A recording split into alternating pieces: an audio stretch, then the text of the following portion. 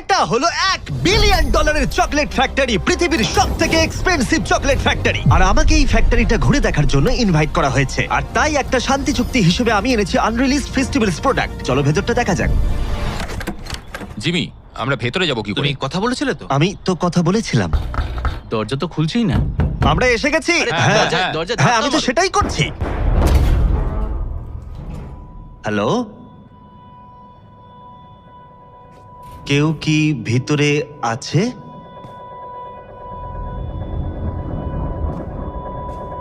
এইসব কি? দরজা কেন বন্ধ করলে? আরে আমি কিছুই করিনি। জিমি! দরজা খোলো।